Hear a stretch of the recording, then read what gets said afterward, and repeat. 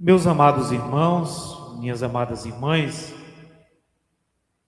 o que faz a gente acreditar em uma pessoa é quando ela diz uma palavra e ela cumpre.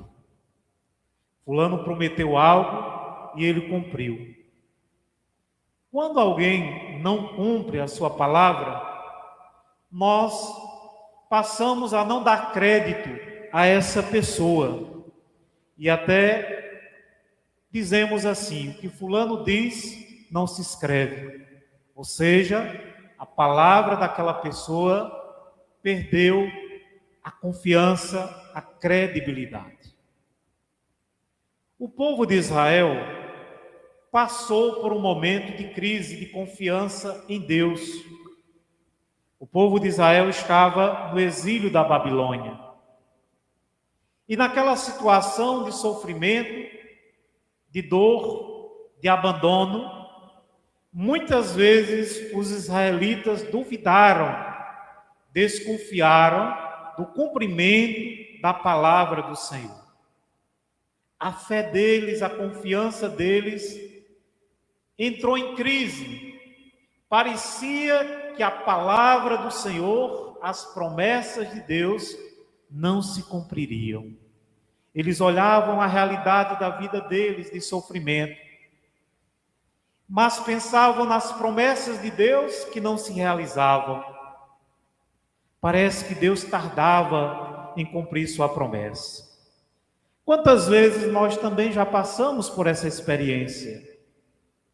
Nós esperamos em Deus as promessas de Deus, mas parece que Deus está tardando em realizar a sua promessa. O profeta Isaías, diante dessa crise de fé, de confiança em Deus, ele veio mostrar para o povo que a palavra de Deus jamais falha. Se Deus prometeu, Ele há de cumprir a sua palavra. Deus não tarda, Deus não demora. A palavra dele se realizará em nossa vida. Às vezes nós podemos ter a sensação de que Deus está demorando, de que Deus não está escutando as nossas preces, os nossos pedidos. Mas Deus está agindo na nossa vida cotidianamente. A palavra dele está se realizando em nossa vida, por mais que nós não percebamos a presença dele, a ação da sua palavra. E o profeta Isaías então diz: olha, como a chuva que cai e ela não volta atrás sem produzir frutos, é assim a palavra do Senhor. Ela não retornará sem antes não realizar o efeito que pretende Deus realizar. A palavra de Deus jamais será vazia. Ela é como a chuva que cai e produz frutos. Essa palavra é como a água viva que vai derramando na nossa vida, vai passando na nossa vida, na nossa casa, na nossa família, em todas as situações da nossa vida, e ela vai deixando os frutos. Ela vai realizando sinais de transformação da nossa vida. Quantas pessoas que ouviram a palavra do Senhor e foram transformadas, deixaram seus vícios.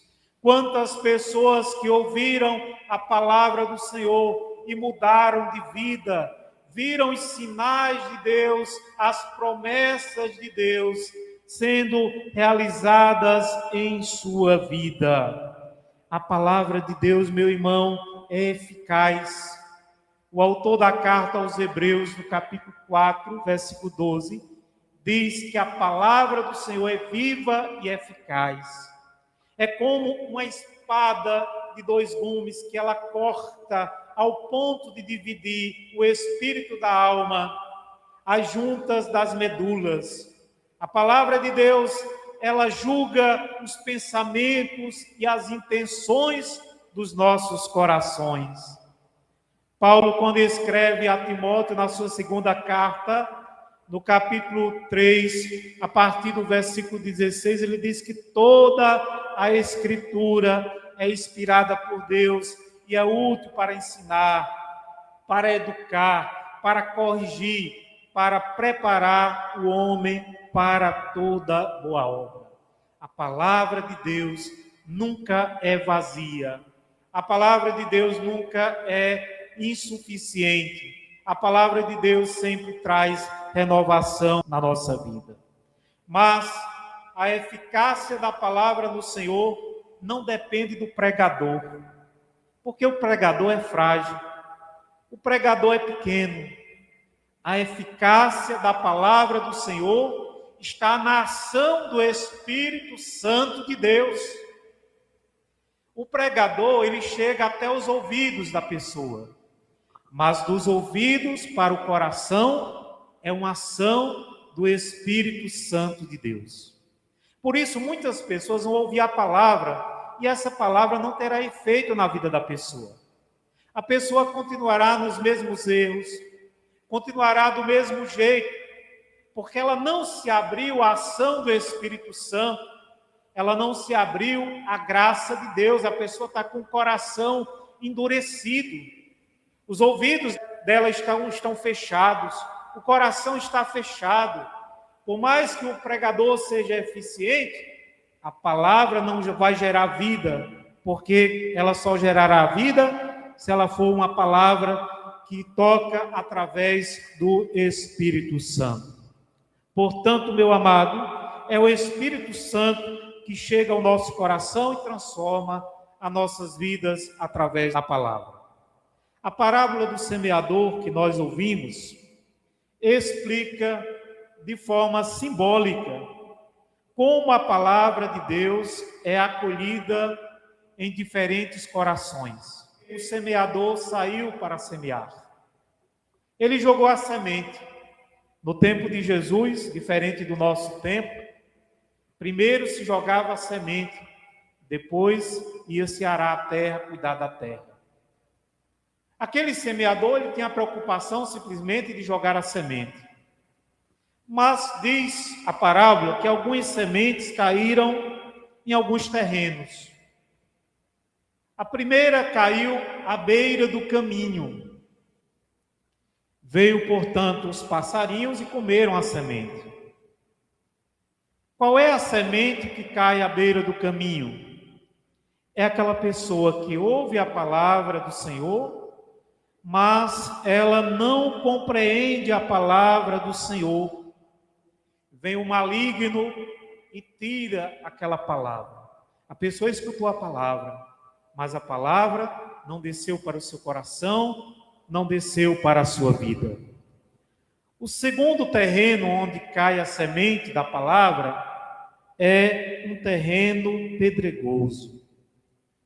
A semente até cresce, a planta até cresce, mas não tem raiz. É coisa de um momento. Quando vem a perseguição, quando vem os momentos difíceis, a pessoa desiste, a pessoa desanima, e aquela palavra não produz frutos na vida da pessoa. O terceiro terreno é um terreno espinhoso. A semente é lançada, mas os espinhos não deixam a semente crescer. Quais são esses espinhos? Explica Jesus. São as preocupações do mundo. A preocupação pelas riquezas que sufocam a palavra. Muitas vezes o nosso coração está tão preocupado, agarrado às coisas deste mundo, que a palavra de Deus não pode produzir efeito. E por último, é a terra boa. A semente é lançada, cresce e produz muitos frutos. E Jesus explica que a semente que caiu em terra boa é aquela pessoa que ouve a palavra e ela compreende a palavra. E ao compreender essa palavra, ela vive essa palavra e produz muitos frutos. Meu amigo, minha amiga, Qual é o terreno do teu coração? Aonde é que essa semente está sendo lançada na tua vida? À beira do caminho? Você tem deixado essa palavra crescer ou o maligno roubar?